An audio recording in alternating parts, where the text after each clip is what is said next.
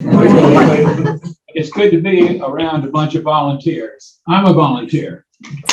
And with me today is John Tarantini. We live up on Monument Road. John's part of the Monument Falls community. I'm part of Sassafras Mountain community. We formed the Wildcat community a number of years ago, maybe 20 years. And since that time, we've accomplished a lot of great things. The cornerstone of what we're about is called Firewise.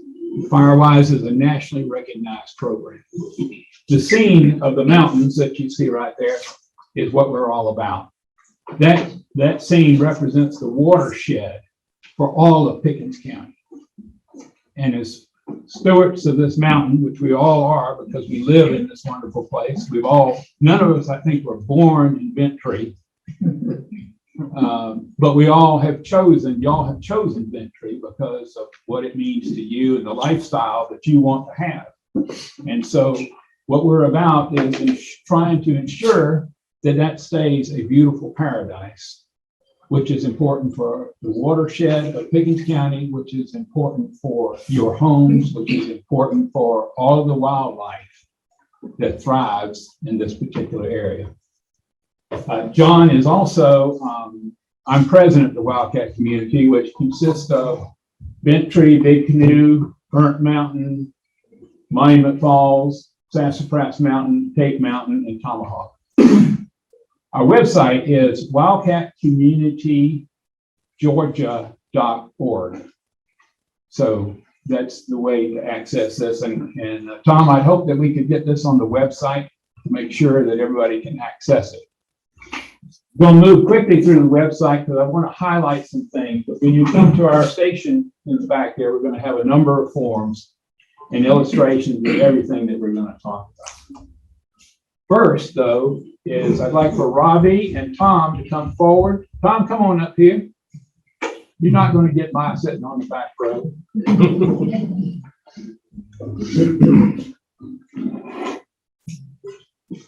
Tom came to our meeting, Wildcat community meeting, year and a half, 2 years ago, I guess, and listened to what we have to say. Robbie's been hanging around with us for a long time.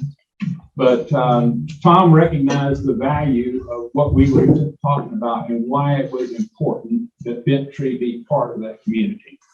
So here's your official Firewise sign. And I hope that you'll display this in a prominent area where people will see it, maybe next to Smoking the Bear on the sign. But it helps encourage everybody to think Firewise, which is extremely important to all of us. So there you are.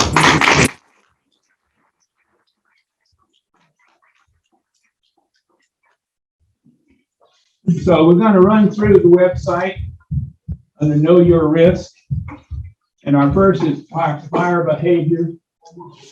And so the things that are important here, these are embers. We're going to show you a video later on about what happened in Gatlinburg. And it's probably going to scare a lot of people.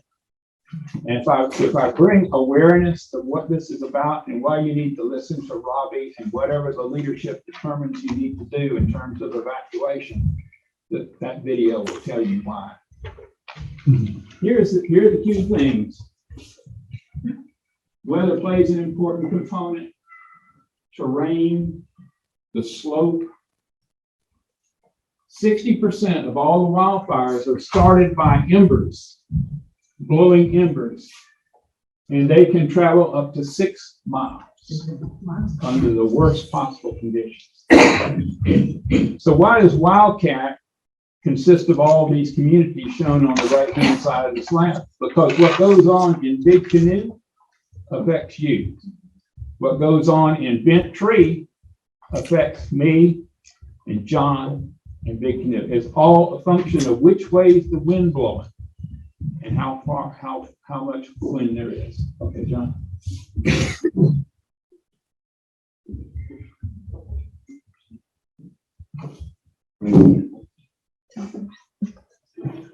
So weather and drought are important components. Right now, we've had a lot of rain not too long ago. The forest is pretty wet. The forest floor is covered. It's not always going to be that way. Fall's coming, winter dry periods, there'll be a lot of leaves flutter on the ground. Okay, John. It's gonna rain next week. So there's several types of brush and stuff that affect how a fire can grow. Surface fuels, dry grass, leaves, that sort of thing. Ladder fuels, which are small trees, limbs up to 6 to 10 feet, and then the crown. That might look like a house in 10 trees.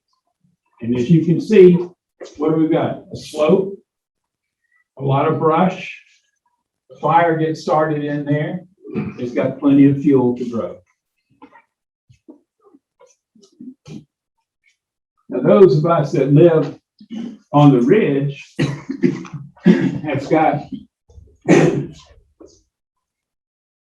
elevation to it. Fire moves quickly up a hill, much faster than it does on the ground. And if wind is blowing, it creates more. Here's a good example of how a fire can move up the slope very fast. Is the range of the slope, the grade of the slope, all that affects the fire and how fast it will go with the wind.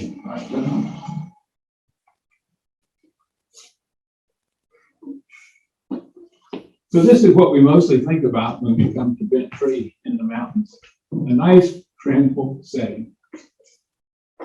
That's what Gatlinburg looked like a few years ago. Nobody knew it was coming. And so it quickly changed, driven by unprecedented winds in the area, a hot fire, and a lot of debris that could burn. Okay, John?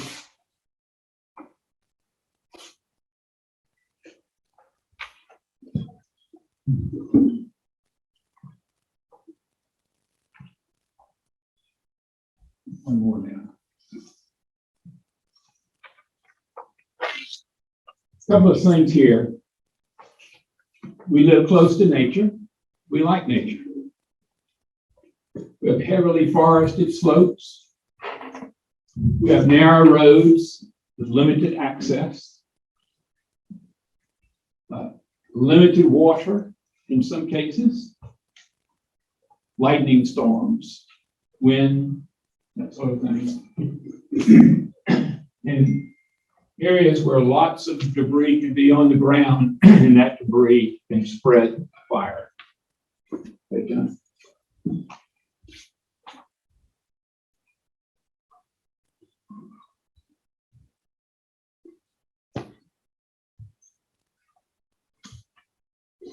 So the goal here, in an uncertain world where we have so many things going on, sometimes it's easy to say, what can I do about it? But this is something everybody can do about it. You can make your home Firewise. Now, that's not radically changing all of the terrain. It's doing some common sense things. It's picking up deadfall within a certain range of your house, moving it further out, or bringing it to the curb if there's an opportunity for it to be picked up and taken away from your house. It's getting leaves out from underneath decks. It's doing smart things with respect to ladder fuels that allow it to grow. It's cleaning gutters. My wife won't let me get on a ladder anymore. But gutters are real problems in terms of filling up with leaves. And when you've got embers blowing great distances and landing on your roof and getting into your gutter, that gutter can become the focus of a fire that's going to burn your house down. These are some examples. This was admittedly in California, but it shows what happens that when a house has got a protected zone around it, everything else burned down. I don't know why they burned down. I don't know what the roofs were like. I don't know any of that. But here's one house that survived. here's a house that survived. Everything else got burned up close to it. And here's an area that everything burned up right up to the edge of an area that had been protected. In that case, with grass. Okay, John.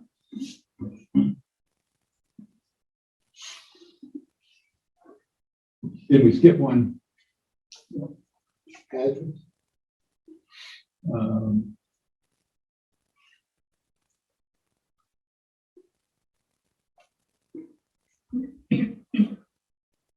Home ignition.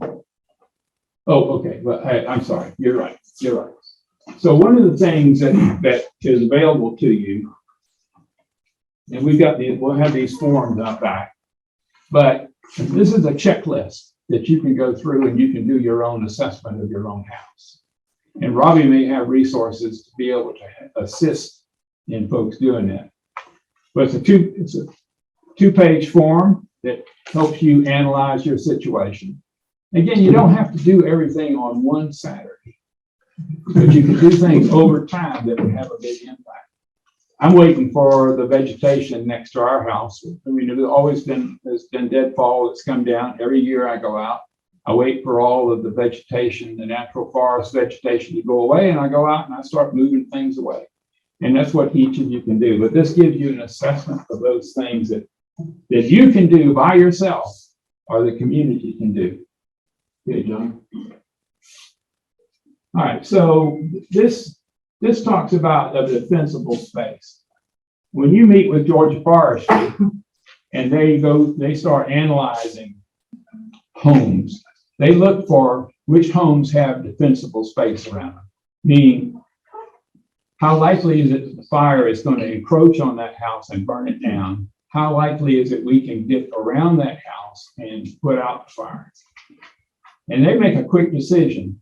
We're going to save this one, or we're going to move on to the next one. I mean, it's like when your utility power goes out and the power company says, we're going to use an economic dispatch model. If we've got 400 people over here, we're going to try to get them back on first versus 2 people over here.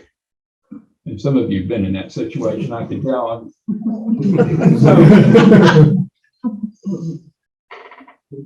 Documents I'm going to have for you are going to talk about a 5-foot zone. That's where all those leaves, things go away. I'll talk about this in a minute further. Pine straw is the worst thing you can put around your house. Now, I grew up in Savannah. We had pine trees everywhere. We loved pine straw. And a lot of your pine straw probably gets brought up here from South Georgia. But pine straw, I'm here to tell you, is the worst thing you can put around your house. It is one of the most flammable things there is. Cut bark is better because it holds moisture underneath it and it's less flammable. So there's some things on that. So the first thing you want to do is you get rid of all those leaves that are around your house and in your gutters and that sort of thing. The second thing is you create this 30-foot defensible zone where you're going to get deadfall and that you haven't already picked up, and you're going to get ladder limbs and little tiny trees, scrub trees that Art was talking about, the trails, cleaning the trails. It's the same concept. You make it such that there's not anything there that can really help the fire grow. And then you step further out, and part of the further out depends on what your terrain is like and so forth and so on. Again, it's not violating any of the covenants that you've got relative to that necessarily, but it's doing smart things so that your house is not in a position where you're going to help that fire grow. Because if your house catches on fire, then somebody else's house is going to catch on fire. Those of you who live in the upper echelon of Ventry have to worry about those folks that are down below you. But we all have to worry if the wind's blowing and there's a fire in Big Canoe, if the wind's blowing from that direction and the embers are flying over the mountains. You just don't know. So we've got documentation on what to do here and how to do it. It's common sense is what it comes down to. And find somebody else. If your wife won't let you climb the ladder or you're afraid to, get somebody else that will. Okay, John. So there's a couple of things in landscaping. We were talking about this earlier. Mountain laurel. What a beautiful plant, but it is a fire hazard.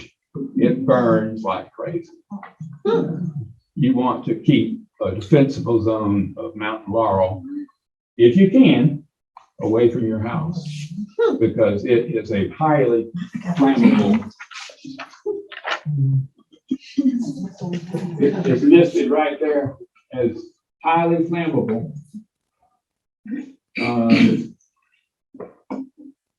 Interestingly enough, the butterfly bush, which I happen to have a couple of those on, are examples of low. So there's some alternatives here that are available for you but common sense, again, understanding like those kinds of things. Where are we?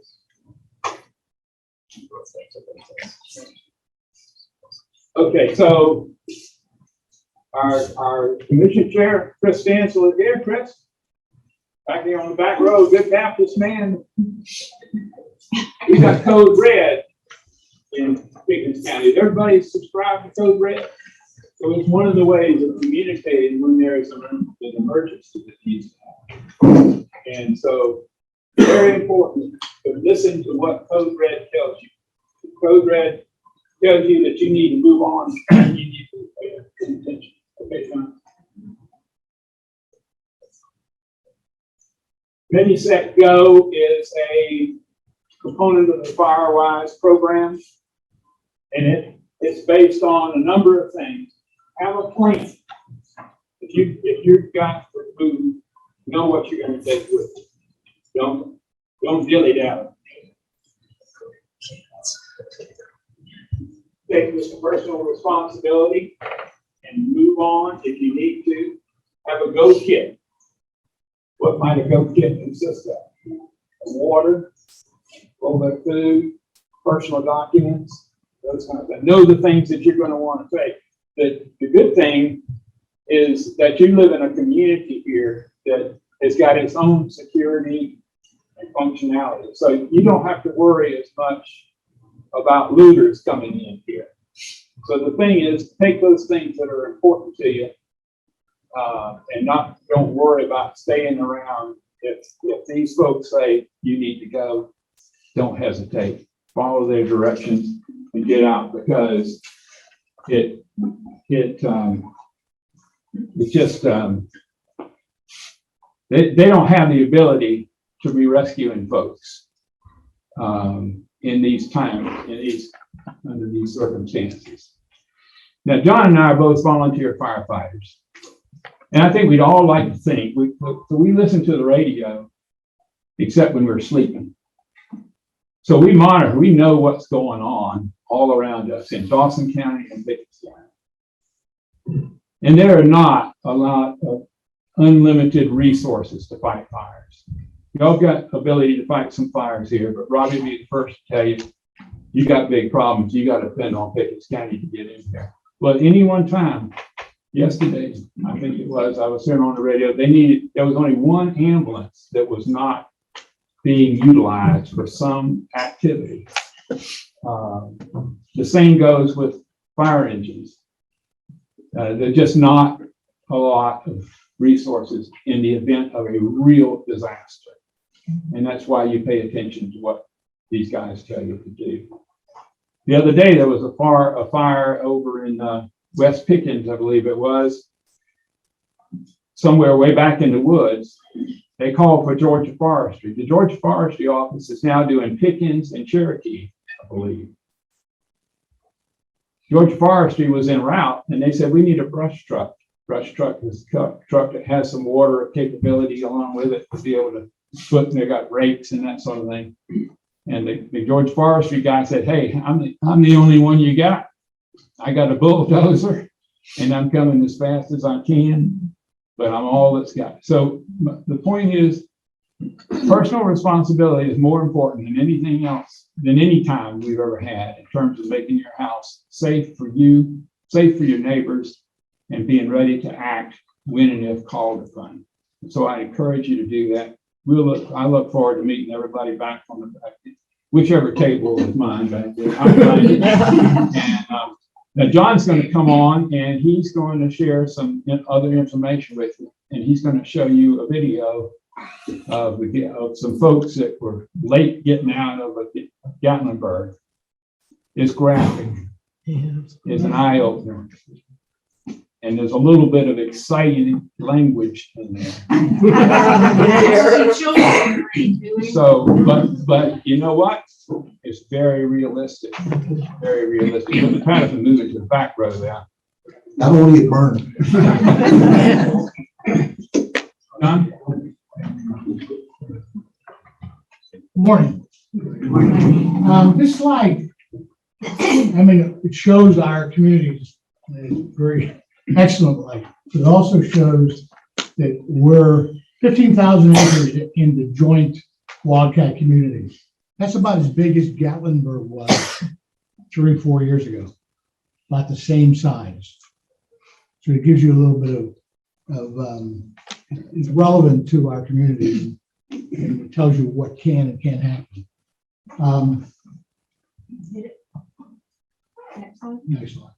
No, wait, before I do it. We're going to show you a 5-minute video. And that, like Clayton said, I do apologize for the language.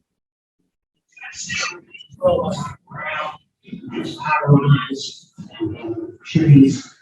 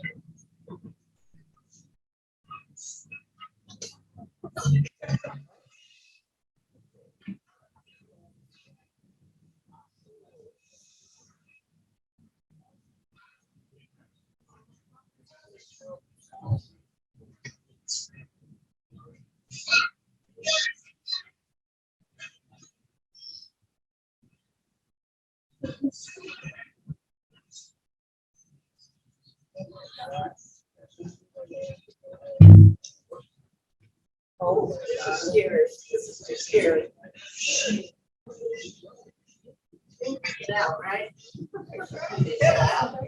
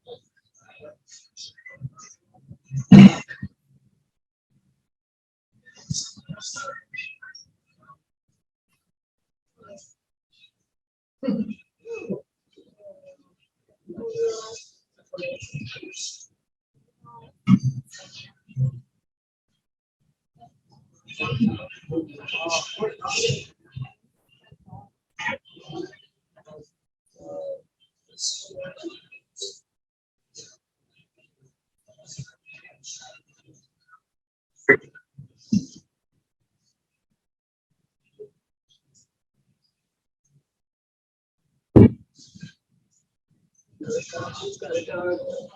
I think that's his dog. It was his wife.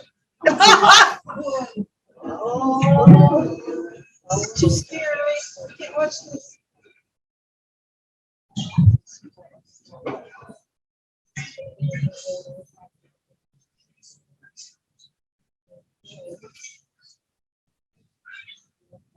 It just doesn't happen at all here.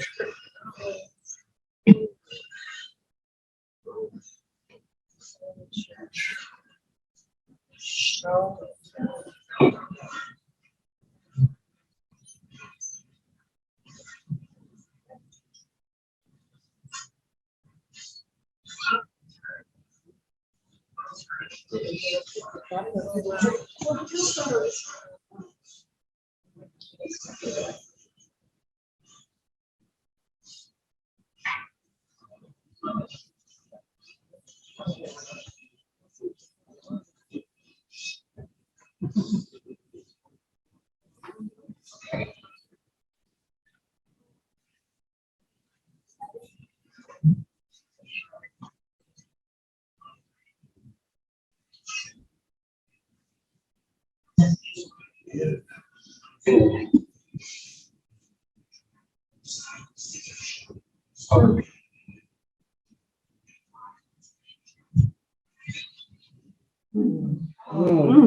What happened? Did they We live? got out, What? Now there would not be a film to tell.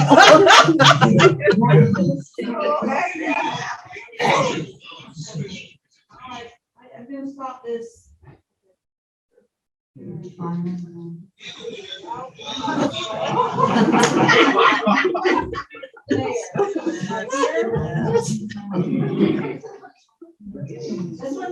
Okay. I don't know who that guy was. they didn't make it out, but you could tell by, those look like places we live. In Blackout, Blackout was developed for, the concept was developed in all the communities that we share, Bentry, Big Canoe, so forth. We had a fire in Bentry, as Robbie knows, a couple of years ago, up near the water tank. We were 800 feet from Monument Falls in 4 homes. There was 14 fire engines from 4 different counties here. To give you a sense of how concerned they were of a wildcat getting out of hand here. It was coming from Bentry up, which is like a fireplace flue, because it just was riding up one of the wind tunnels that lead to Monument Falls. It can happen the other way, though. It can happen in Bentry or Big Canoe and come over the mountain toward you. So what they were doing was staging fire trucks on Monument Road. You had some here in Pickens and Bent in your own fire department that was fighting the fires down here, and then the rest of them were up there. We had county commissioner there, we had forestry there, helicopters. I mean, this was a major issue. And it didn't seem like much when it first started out, but there was a lot of concern that this would have gone haywire pretty quick. There's also a problem here is that we don't have water all over the mountain. You have hydrants here and there's hydrants in Big Canoe, but there's no hydrants in any of the other POAs. None. So it's a whole water supply that you can drive in. So in other words, on top of the mountain, if we had fire up there, we have no hydrants to fight the fire. We have to bring the water in by tankers. So that the fire is going that way. So we just want to give you a sense of how this whole wildcat developed, how important it is that these 8 communities have the same goals in removing deadfall. In California, where a lot of this stuff happened, many of the communities didn't even know how their prepared plan, how their plan was put into effect, what they were going to do. And you see catastrophic events that occurred out here. We're one of the few wildcat communities that's interactive and engaged. So this is the last slide that we have. But we want to just give you a sense of how important this fire was here and the resources that were brought to the attention of this fire. That's it.